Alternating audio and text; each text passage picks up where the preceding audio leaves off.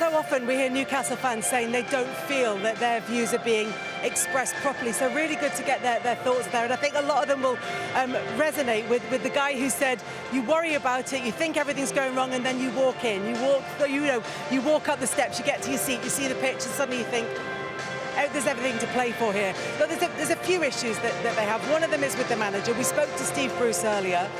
Do you think that what they want from him is something that it's within his power to change? Well, I mean, they don't like the style of football. They've said that. They don't believe that they're on the right track. What you said before about the fact that when they walk in the stadium and sort of through the concourse is how every single one of us started to love football, because we see the pitch, we see the players, we love the shirt, and then we go for it and they forget about it. But we know full well that if they go 1-0 down tonight here in the first half, it's going to turn very quickly. And these Newcastle fans now have become accustomed to average, to poor, to accepting it, and the fact that they're numb. Listening to those fans in there, it's really depressing actually, listening to them, because you've got people there who are passionate about the club, they love this club, they love the city, they are spending money obviously to come and watch the team, and yet they haven't got the one thing that every football fan should have, is hope.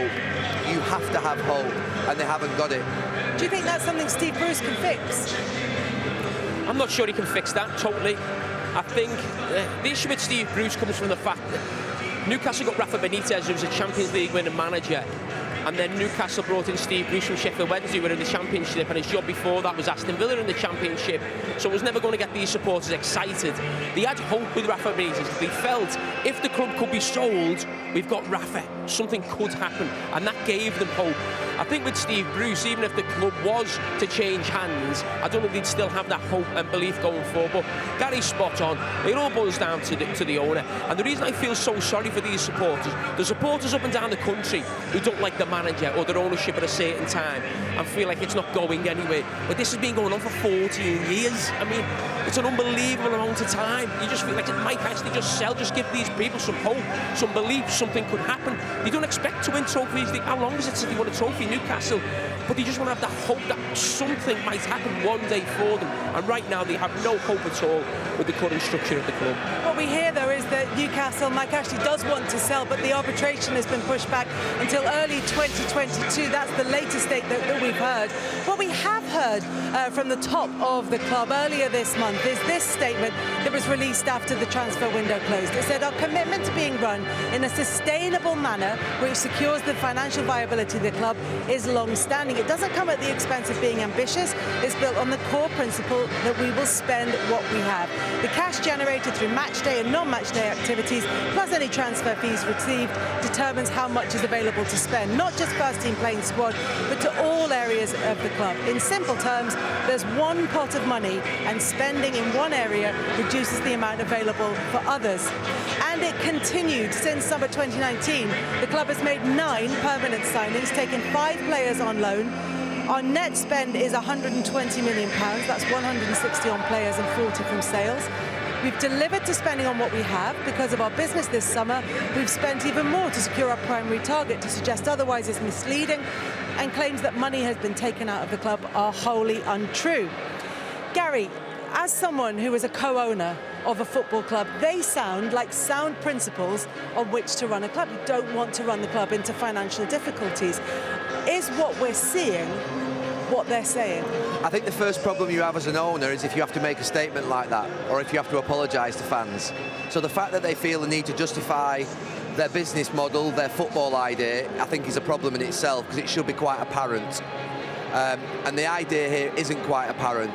There are clubs that, to be fair, in the Premier League, whether it be Southampton, Burnley, who live within their means, but they've got an identity. It's quite clear what they are. You know, Southampton bring young players through, they try and be clever in the transfer market. It's not quite clear what the football idea is here. It feels a little bit reactive, it feels a little bit off the cuff. So for me, it is sound football principles, sustainable football, spending what you have, I get it.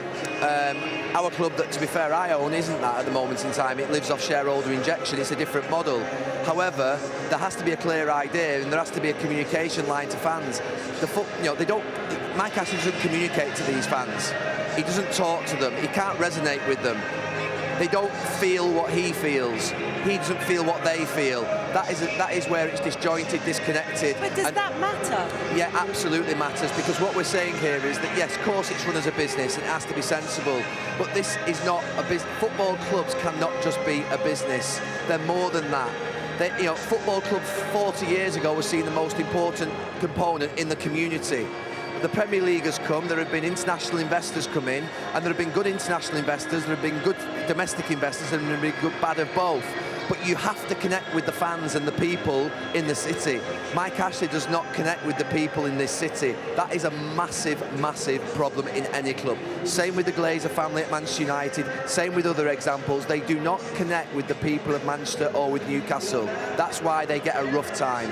If there was a poor performance, a bad year, you'd get away with it if the fans and the manager and the owner were all connected. There isn't that spirit here at Newcastle or that energy in the club.